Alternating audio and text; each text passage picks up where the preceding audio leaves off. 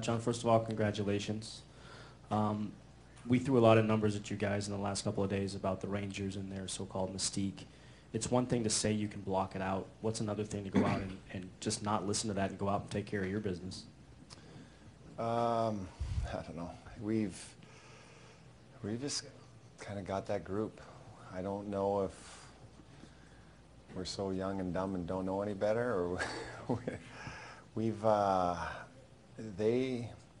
hard to explain, but you walk into that room and I've watched this team get pushed against the wall, and you watch this team give up 5 and 5 and 7 the other night, but it's just that they just answer the challenge, and every time we as a staff go in and challenge them, they respond. And they're such a fun team to coach because they can play the game in a multitude of ways. So if you want to shoot it out, which our guys like to do, we can shoot it out. But you want to win, you want to go to the Stanley Cup final, and you have to play D. So if you really want to do it, it's a choice. And I look at the 2 games we played in here, Game 5 and Game 7, and as a coach, I don't think we could have drawn it up any better. And they made a choice. You want to go to the final or not? And this is what happened.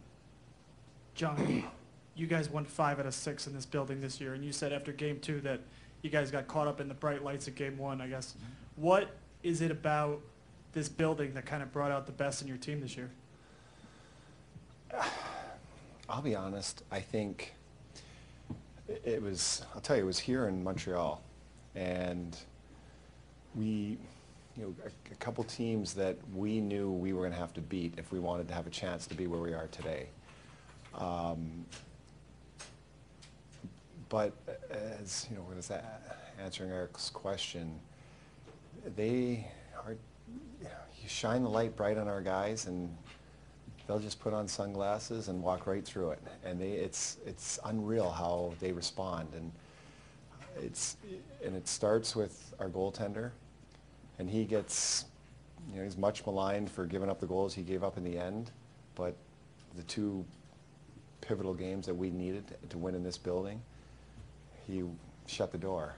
And then it goes right to Stammer, to Phil, and the triplets, and I look at the back end, I look at Anton Strawman and Hedman, and I don't know, I'm out of words. I'm just so happy for them. I'm really genuinely happy for our players, and I know how much they've worked, how much they're probably sick of listening to me. But you know what? This was a team that didn't play with each other, they played for each other. That's why we're here. Coach, could you address 2 possible turning points?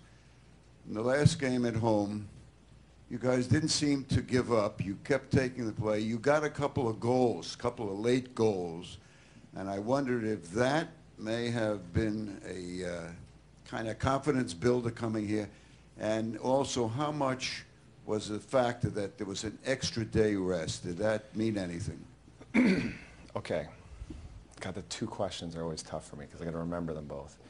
So the first one is, okay, the extra day we needed, and everybody's kind of knows what happened, but we had a flu bug went through our team, and so when we come in the morning of Game 6 and 6 or 8 of our guys are hooked up on IVs in the morning, and everybody's asking me, why aren't guys at pregame skate? Well, things are coming out of them that shouldn't be coming out of them. And so, but that does not take away from the Rangers beat us that night. And then, see, I already forgot the question that he asked the first one.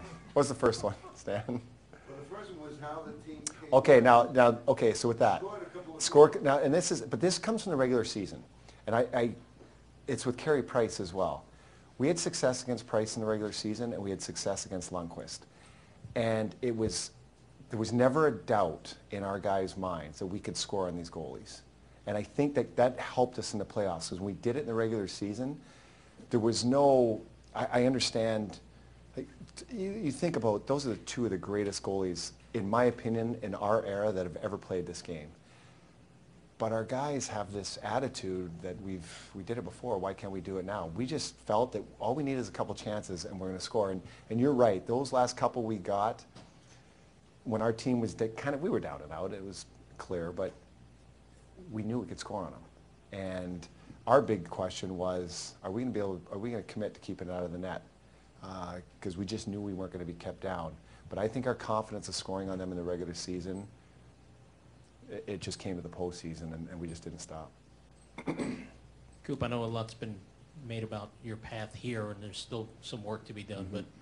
But going back a quarter of a century to Hofstra out on the island, do you have ever imagined that you'd be You're just standing here aging talking me right about? now, quarter of a century. What was the question? I'm sorry. Could you have ever imagined that you would be standing here talking about getting ready to play for a Stanley Cup? I remember going to Hofstra, and it was the end of the Stanley Cup era when they'd won 4 in a row. And here's the irony of the whole thing. So Brad Lauer, who played for the Islanders at the time, he and I went to high school together, and the irony is he's on the staff of the Ducks right now. We used to go to those games, and I remember being in that building.